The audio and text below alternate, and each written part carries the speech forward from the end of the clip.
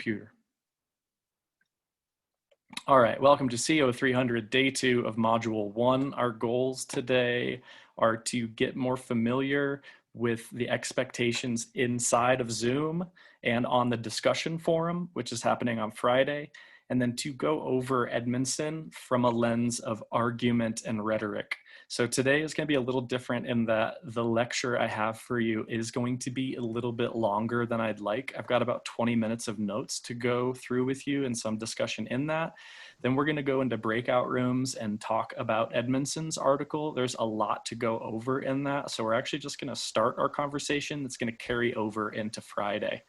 I want to go over the discussion forums more in depth on Friday, but I do, if you're feeling anxious about that and or the reading notes, I want to ease that anxiety and kind of give you a little bit of what I'm looking for, and also just kind of let you know that I'm flexible. If this week or in a future week, if the deadline of Friday for the discussion forum, your original post is worth 15 points, if you can't get to it for some reason, like you have a big test or you're whatever reason, you actually don't even need to tell me why. You can just say, hey, this isn't working for me. Can I turn it in on Tuesday of next week? I'll say, fine. I want to be flexible with that. So I want to let you know that I'm generally really supportive of working with you, and I just trust you in that regard. Okay, I'm going to share my screen here, and hopefully this works. Can you guys see this Google Doc? All right, cool. I'm going to be looking at that and at you. You can see basically our agenda today is to do some free writing. I want to discuss expectations, mainly the tension between free speech and do no harm speech.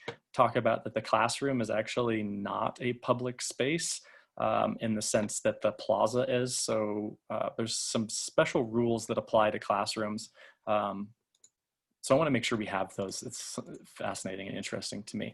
I do want to go over argument and rhetoric. These are two of the biggest ideas in the course, and they're going to be the background of our ability to develop our critical thinking abilities and what we read and what we're reading and hearing. And then we have a small group work on Edmundson. Next time we're going to kind of get deeper into the discussion forum, expectations and hopes. But actually, save some of this. For now, I'm actually going to start with about 5 minutes of free writing, which means you can either type, or if it was me, I would put it in a book because I just like the sensation of handwriting better. But the goal, you basically have two goals here, is to write as much as possible. And another one is to just quiet the censor in your head, i.e. the part of your brain that is like wondering whether or not if what you're writing is good or not. We're trying to get rid of that, or at least flex your writing muscles to just not care how it looks. So when we do free writing, I am not going to collect it. You do not need to show it to anybody. You should not worry about spelling. You should not worry about how good your writing is at all. You just want to get as much information down as you can. Free writing means that you should be able to write of whatever is on your mind. So if something is on your mind, by all means, write about that. But I am going to give you a prompt if you don't want, or that you can write on. And that prompt is, list as many I am statements as you can. So I am a student, I am a teacher, I am a Colorado native, I am a dork, I am a book lover. This is going to kind of, another way of putting this question is, what tribes do you belong to? I like to eat ecstasy and go to raves. I don't know. Who are you, basically? It says expanding on, we're still working on how to make this course relevant to you. I talked about last time, actually we'll save that. So basically the goal for free writing is to just write as much as possible. So give people time to show up. And I want to start doing this because I do think this is potentially one of the most beneficial things you can get from the course, or it is for some people. It's the cheapest therapist you can find as well, way cheaper than the $100 an hour. All right, so let's go just 3 minutes of free writing. Write as much as you possibly can in 3 minutes. in whatever form you choose. Ready, set, write. And thanks for being here.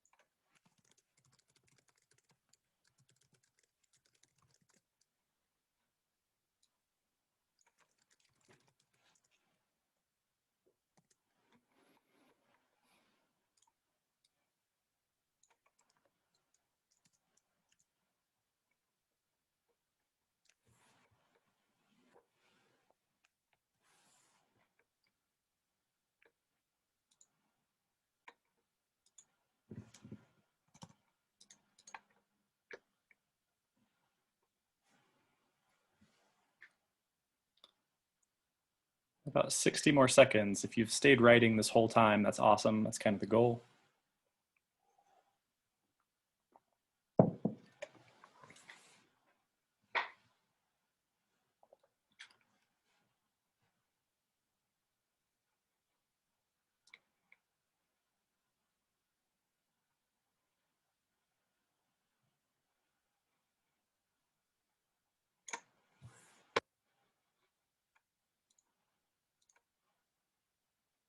And wrap up what you're writing about.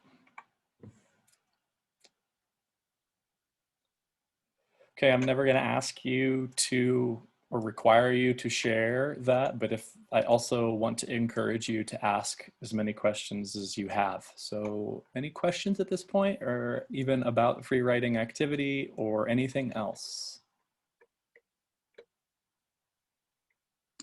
I have a question about the discussion. Great.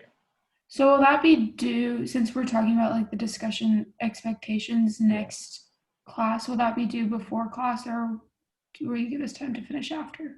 I will give you time to finish after. I'm hoping that your discussion post and your responses are due by 5 on Friday. I think it's going to be better to finish it beforehand because it'll give us more to talk about. But again, I'd rather have you do it when it works for you. If that's in the afternoon on Friday, I'm cool with that. Okay, thank you. Yep. Other questions? Thank you. Please. Oh, sorry. So just to like clarify, because I'm not gonna lie, I'm a little bit disoriented with all my classes right now, so I did not do the reading for this morning. Okay. And I saw that it was due today, but I know that they're also like all due, like all the notes on a certain day. Yep. So the due date that says today, is that just to keep us on track, even though they're not actually to be turned in until that Friday? Correct. Okay. We're going to get more out of these sessions. We're going to get more out of these sessions if people have done the reading. So that's why. I also, yes. Awesome. Other questions? Great. One of my goals is to make sure that you feel good. And I'd like to help with that. Okay, on that note, I want to draft a agreement among us, and I have started at the places that we need to start to understand kind of the unique historical place that we're in, and to relay the information that the department gave us before the start of the semester, to remind just to remind us of some ground rules. And the first one is that we will not tolerate hate speech in this class. And if we're critically thinking, there's a key definition in that sentence that we would want to get clear on, and that is, what is hate speech? This is, I'm defining it for our purposes as anything that makes someone in the class feel unsafe or unfree to speak. Now, this is really interesting because you have rights of free speech guaranteed by the First Amendment that do not translate to the classroom because other people in the class are also paying for the class. This makes sense, right? Like, you could actually use your free speech in a way that would impede on another person's freedom to get the kind of education that they could get in terms of discussing and listening. Does that make sense? Now, even this statement might feel like it might feel contentious in some ways. And I guess there is a natural tension between wanting to be able to speak our minds on an issue that we feel strongly about and balancing the need for safe space. And we might think differently about, I mean, depending on our background, history, identities, those kinds of things, safe spaces on campus can mean different things. It's actually kind of a really big and interesting issue. But I wanted to get down some issues that might be contentious, given that we are in the fall of 2020, that kind of just to preempt some potentially, oh shit, I can't believe they just said that kind of topics. What kind of things are potentially contentious that we might want to be careful when we start talking about? Because they probably will come up in some, since everybody gets to research what they want to research, these things can come up. What kinds of things are contentious that we should be careful about? Politics? Yes. Presidential politics in particular, I think. People are less passionate about state level governorships. Good. What else? And there's a lot of ones that go underneath that. Identities. Awesome. What else?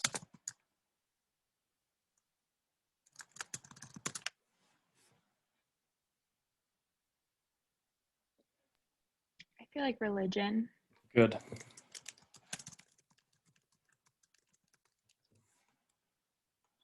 Anything else or expanding on any of these? This maybe goes with identities, but race. Yes, good. I just have a question. Please. Are we like not allowed to talk about these, or just be careful about them? We need to be careful. Okay. If this is a course about persuasive writing and writing, I think we almost have to talk about these in order to really do this course justice. Okay. And let's say, and I'll tell a story because these are political issues that are going to be hot button topics this semester. One of them is immigration. As an example of an issue that is divisive and does not help us build a community, and where there's an interesting borderline on whether or not speech is hate speech or not. It kind of gets a little fuzzy here. And this is last semester, towards the beginning of the semester, I had a student give their vocal opinion on how they felt about immigrants coming to the United States. They did not feel like it was a good idea to let immigrants come to the United States, especially the immigrants that were coming up from Mexico in particular, because of how harmful they said those immigrants were to the economy. Now, the factuality of that statement aside, there were 2 other students in that class who were undocumented immigrants. They were dreamers in the class. And those students never said anything else the rest of the semester. In fact, it really affected the rest of the semester for them in particular. And it also affected the tension in the, and for me as an instructor, it was like, I can't take that back. So I guess it's easier. I'm only like one person in this community. So that's an example of that. it's interesting. They could have made their point without saying, they could have asked a question, or they could have made their point in a way that made everyone still feel okay. Does that make sense? Does that example kind of make sense? There's other ones that, and with race and racism and racial justice, I don't know if we're aware, but one of the key divisions that Russia stoked in the last presidential election based on studies was, I mean, Russia was doing everything they could to sow divisions and make more chaos in the run up to the election, but they really played on the Black Lives Matter versus Blue Lives Matter movements and how polarizing that gets people. So law enforcement is another one of these that can really, is a really hot button issue. Connected to protests and how people feel about that is another one. And there's another big issue that I feel like I personally need to be careful about, which is COVID-19 and our responses to it. So basically on this big level, just making everybody feel safe, we have issues that can be very divisive, that can make us feel divided. And I don't want that. I don't think that helps our community, and it doesn't, I think we can do better, even if I have strong opinions on immigration and strong opinions on what we're doing about COVID and what my political stance. It's not that we don't want to talk about those things, is that we want to do it in a way that people aren't attacked and that they feel okay to respond. So a key idea, like one way to think about this is that you can question another person's argument, but never attack the person making the argument. Does that make sense? It's just like a basic ground rule. And I love your question, Jenny. Like, I don't want to like, it's going to be more interesting if we get live opinions on the table. And I don't know how these are going to come up, but they do in interesting ways. And I mean, we are in a presidential election, and we do have political science people who have probably well-reasoned ideas. And the interesting thing about this is that everybody really thinks their ideas are well-reasoned. So if sometimes when you attack an idea, it can feel like you're attacking a person. Like in the immigration example is perfect. And that sucked when that happened. And the person didn't mean any harm from it. They were just expressing their experience. But it still affected the class negatively for the rest of the semester. Cool? Okay, now that's just a basis. And now let's actually get a little bit better. Beyond that, are we cool? I would like to say that we encourage each other to think clearly, carefully, and compassionately. I.e., we're not just like, refraining from hate speech is a pretty low bar, I think. I'd like to set the bar a little higher for us, and that's in the sense of kindness and inquiry. So instead of like, you know, I think it's better to try to figure out where people are coming from rather than jump to conclusions. In logic, this is called a principle of charity. Has anybody heard this before? Can someone define what that is, if they have?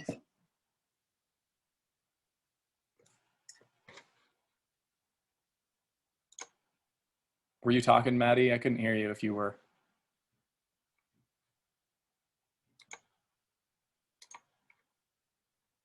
Principle of charity?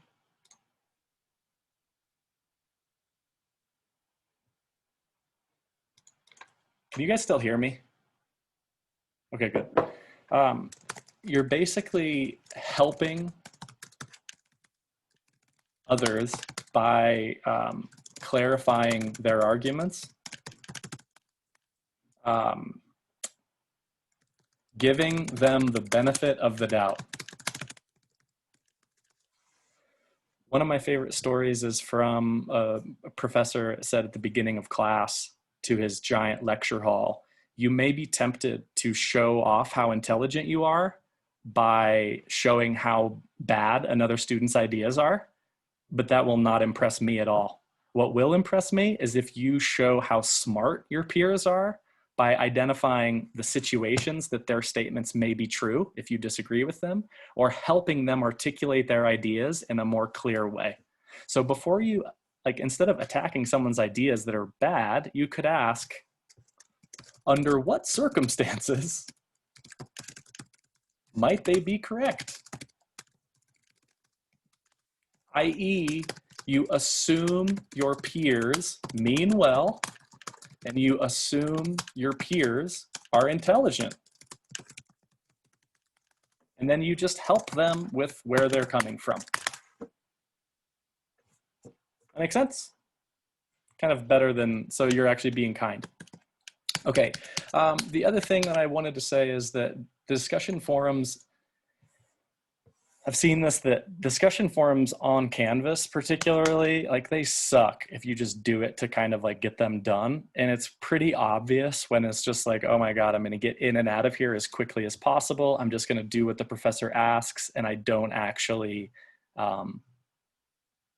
this is kind of lame, this discussion forum, and I'm just doing it to get it done. And here's my comments, and here's my, like, you know, response, then I'm done and I'm out of here. It's better when you use the discussion forums to really actually improve your writing ability. And what I'm hoping here is your ability to give feedback. Now I can, let's see. This book, Daniel Pink Drive, I'm not sure that I mentioned this last time I did in one of my classes. It's on the science of motivation. And he basically says that we are motivated by 3 things, and none of them are outside of ourselves. So if you're doing the assignment just because I told you to, it's gonna suck. If you're doing the assignment for a grade, it's gonna suck.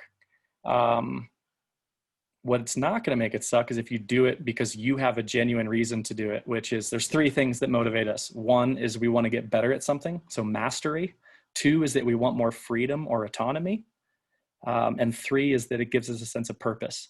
So I'm suggesting that the discussion forums, we use them for mastery, purpose, and freedom or autonomy. Another way of saying this is that I'm hoping that we can use the discussions to get better at writing, but also giving constructive feedback, which generally means being nice, being supportive, but also critical at the same time. So like, hey, I noticed that you talked about this, but you didn't really define what that is. Maybe you could go into more depth on that. I also think you kind of did a lot on here, and I don't know that I need that much there. Cool. So we have kind of like, this is what I hope for.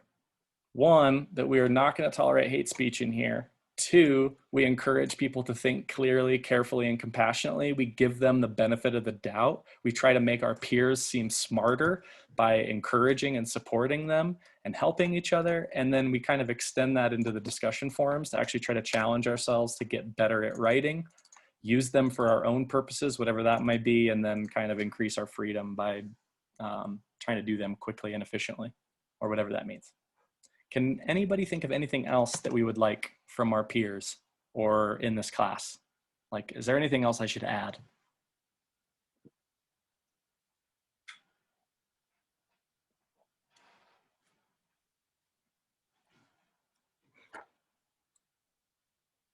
All right, are we like cool with that? Does this seem like a good starting place? You see like what I'm trying to do here? Just like make this, here's another one. Have fun. I don't know. You can't tell someone to laugh when you can't tell them to have fun. I don't know. Okay, let's move on then. This class is on writing arguments. And so the first thing I want to do is define what an argument is, and then we're going to move on and apply this to Edmundson. For our purposes and for your notes, an argument has 2 parts to them. There's actually more moving parts of an argument. I could actually break it down into kind of 4 or 5 parts, but I want to make this as simple as possible at the beginning of the course anyway. And that is, you have a claim with some kind of support. I am a great teacher because I wear button-up shirts. How good is that argument? It's trash. It's a horrible argument. Because the support actually doesn't support the claim. There's another word for claim. There's actually a lot of different ways to talk about this. If you're writing an essay, the claim is the thesis. In logic and critical thinking, you could call this, or in logic, the formal study of argumentation, it's called the conclusion, like the conclusion of your argument. It also could be the main point that you're making. Support comes in many forms. The thesis is supported by reasons or evidence. And that's pretty much how we talk about support. In any case, there's these two parts of an argument. I'm making a claim, and I'm backing that claim up with support.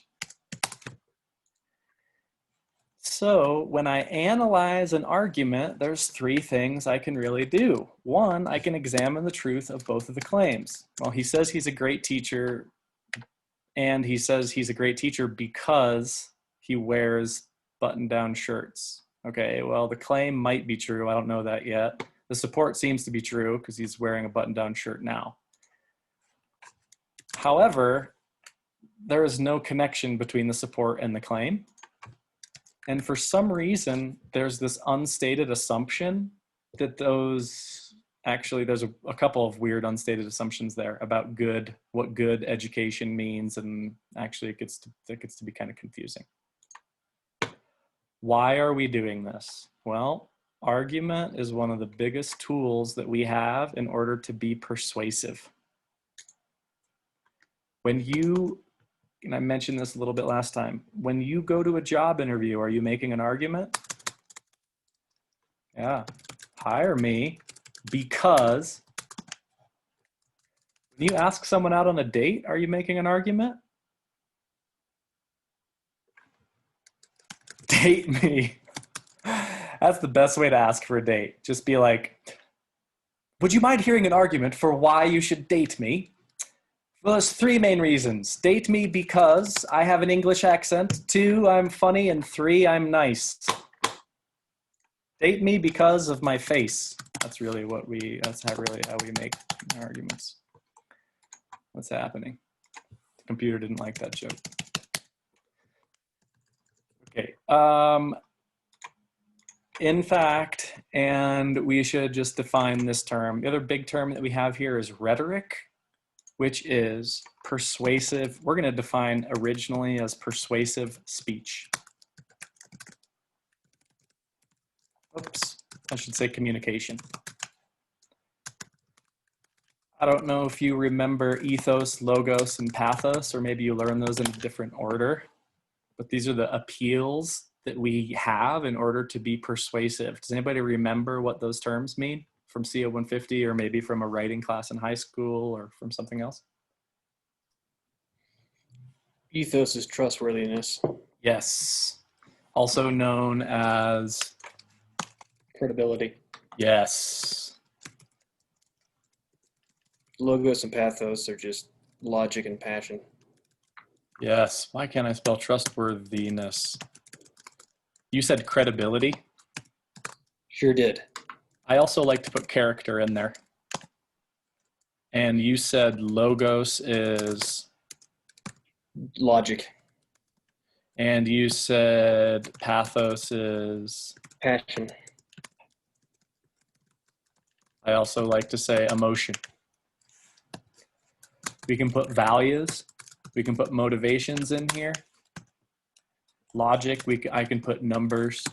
It's almost like logos is cold, hard logic, and pathos is warm emotions.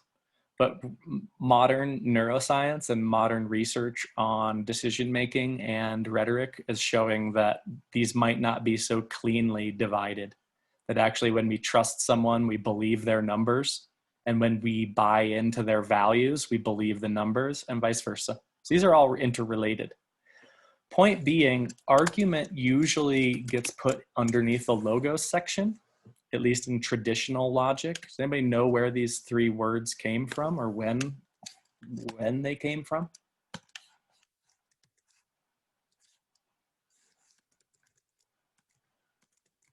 Aristotle, 300 BC, back in the good old days, where he was really trying to understand how some political leaders rise to power and others do not. He tried to study what it was about political speech that was persuasive, and this is his system. Okay, so I can now ask, was Edmundson persuasive in making his argument? Did he have a good argument? In order to do that, we need to understand what his argument was. And we also need to, we're going to understand what his argument was, evaluate whether or not it's good or not, and then ask some questions. So I'm going to put us in breakout rooms. Before I do that, any questions?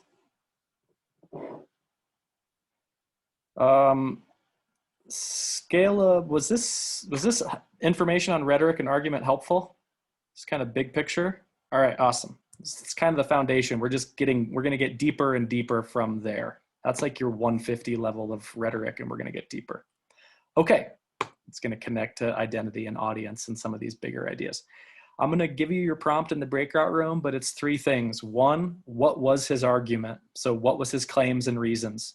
Two, was his argument any good? You can score it 5 out of 5. Like it was a 5 out of 5 knockout, 1 out of 5 terrible. And then 3, what questions did you have? Compare your discussion questions in your notes, get the best one for the rest of the group.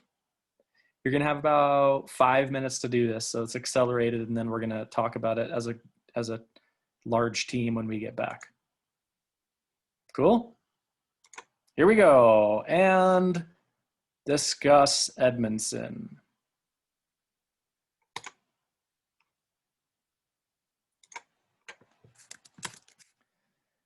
One.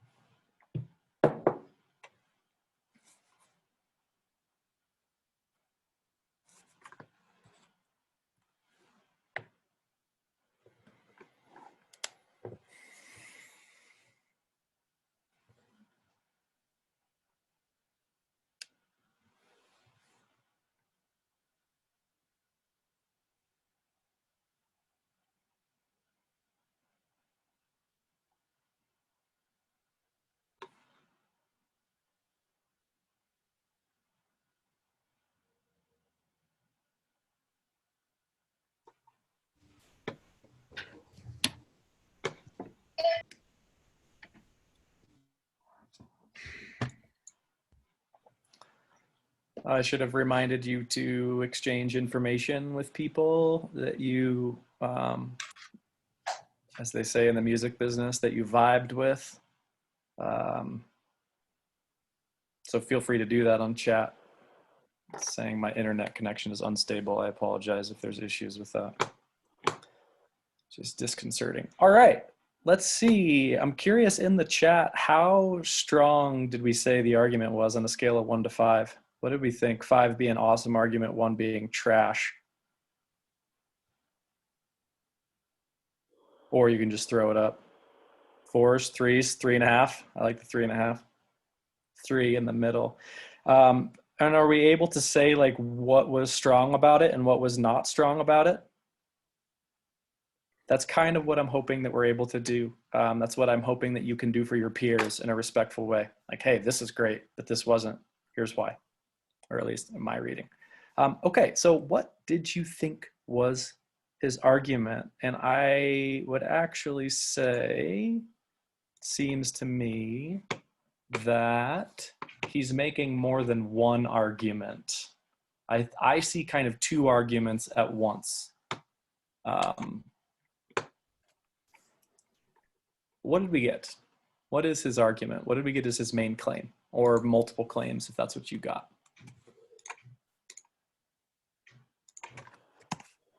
So what we'd ended up coming to the conclusion of was that the claim was, at least assuming the audience was students, which was one of the questions we actually had.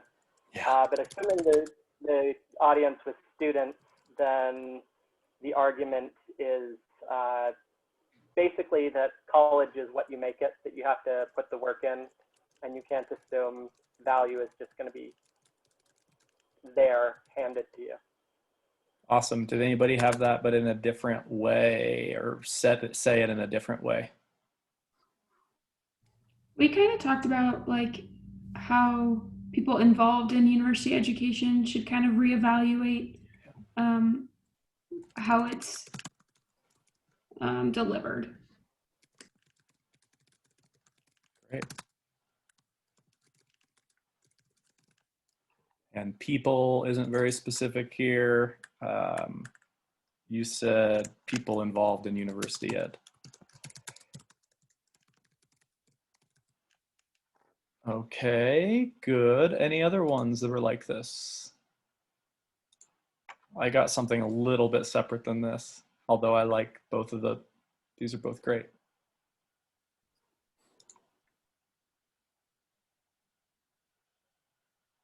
Other claims.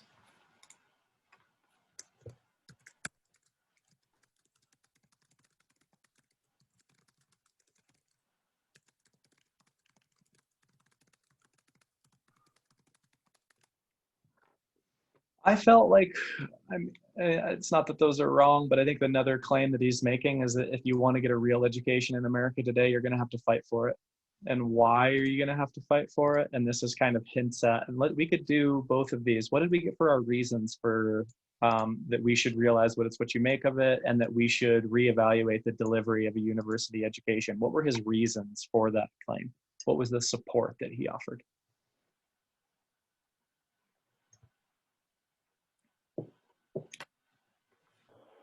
So for the first one, the value being what we make it, his argument centers around basically that everyone's value is going to be different, that ideally their end goals should be based on who they are, and that's not necessarily where society is leading you by default, and then that no one else is going to have your best interests. They're all focusing on their own thing.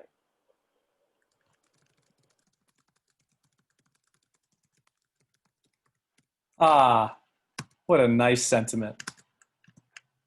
Reminds me of one of my buddies who went to recording school in LA or outside of LA. The first day of class, professor shows up late, hungover, glasses on, sits in the front of the room. He's like, listen up, kids. First thing you got to understand about this business, nobody gives a shit about you. Like, oh, I'm glad I paid for this. Thanks. Disney's wrong. No. Okay, good. Other reasons. It's a horrible story, but I think interesting. I'm not sure if this is a reason or kind of just another claim, but I feel like he spent a big part of the article just talking about the way that universities are set up, kind of not to reward finding a genuine interest or passion or send you in a direction that's going to help the world. And that like the pressure to get a job after kind of makes it just a kind of checking off the list, getting a degree for students. Yep. And then at the same time, professors are more focused on their own like image and prestige and publications and how they're going to get paid. So yeah, that's a separate claim that the professors are often absent. So I wanted, you did a really great job. Thank you, Julian, for showing that these reasons are also kind of mini arguments in themselves. It's like he's making this mini argument about what a real education is. And then there's all these little arguments that are moving together. He says professors are often absent. Peers are often absent. For them, life is elsewhere. They don't care about their education. And I guess this for me is where he kind of lost me, because I don't know. I thought his assessment of university instructors is kind of bogus. I don't think he didn't address the differences between tenure track, whose job it is to do research, and non-tenure track, that's my position, whose job literally is teaching. I don't have to research at all. My job is to teach well. And I try to do everything that he says instructors don't do. So I was kind of like, I don't know. Did you feel like his assessment of students was correct, or did you feel like he lost you there, or other? I do think one thing I'll point out, just looking at the meta level, and this is something I was going to talk on if we got to criticisms and questions, but it's an article written in an academic, a writing journal in 2011. I think while at its face, it might actually, it presents as being just a letter to students, but I don't think that that's necessarily what it actually is. I also think that culture changes at an ever quickening rate, and yes. 2011 is forever ago, especially when it comes to the culture of people like 18 to 22. So I think that there are some underlying themes that might still be around, but there's also things that that don't apply as much anymore. Yeah, it's an interesting question. How many of you read the Oxford American? I don't. And so maybe I think that is an interesting point, that maybe this isn't for students. It's actually for people involved in the higher education system to help them analyze higher ed. Well, you guys did really, really well with this. I really appreciate this. And I'm looking forward to our next meeting when we are going to dive a little bit deeper into what this means in the context of the goals of the course. I said this last time, but I'll say it again. I want you to spend a little bit of time with the learning outcomes from the syllabus and see that those learning outcomes are written by the state of Colorado to be standardized for what an upper division writing course should be. For me, it's the most boring part of the syllabus because of the language that it's written in, but it's actually seriously important. And I'm hoping that you can, by taking a cue from the science of motivation, figure out how to make those learning outcomes more suitable for you and your situation. And that means putting it in your own language so that you can take some ownership over it, that you can then use in job interviews and so on and so forth. Be able to say, hey, this is what I can do. And I doubt you're going to use the state of Colorado's language, but maybe you do. Maybe you will. I don't know. Does that make sense for next time? So if you can get to the discussion forum before class, that would be ideal. because we are going to talk about that and talk a little bit more about reviewing and the writing process and what I'm looking for in the revision of your original post. So it might help to do it beforehand. If you don't get to it, that's okay too. But the original post and 2 comments on your peers, I think I said are due by 5 p.m. on Friday. But if, yeah. Cool. Any final, we're out of time. I'm going to stop. Any final comments? All right. Bronwyn. Did we decide if we're meeting 3 times a week or less than 3 times a week? We are for the first 2 weeks, and then it's TBA. Okay. So we are meeting Friday, Monday, Wednesday, Friday, and then not the next Monday because that's Labor Day. And then we might go to Wednesday, Friday after that, depending on where we're at. Okay. Great question. Thank you. Anything else? Do you want us to keep track of our discussion posts like with our reading notes, or does it not I would matter? keep them separate. Okay. Yeah, your discussion posts are just going to be on Canvas. They'll live on Canvas. I would put your reading, it's okay if your reading notes are all in one document. That's probably how I would do it, is just title them and label them on a Google document so that you don't lose them. Or if you're keeping them in like a notebook, don't lose that. And you can just take photos of it and upload a zip file of all the photos. With the reading notes, because I normally highlight and write on like the document, can I turn that in? Yes, but I want you to write about what you're highlighting. So it should be kind of like accompanying your reading. I basically put your margin notes in your book. I'm sorry, on your notes. You'd be like, oh, he said this, that's crazy. So just show me that you're doing that. Yeah, it's a great question.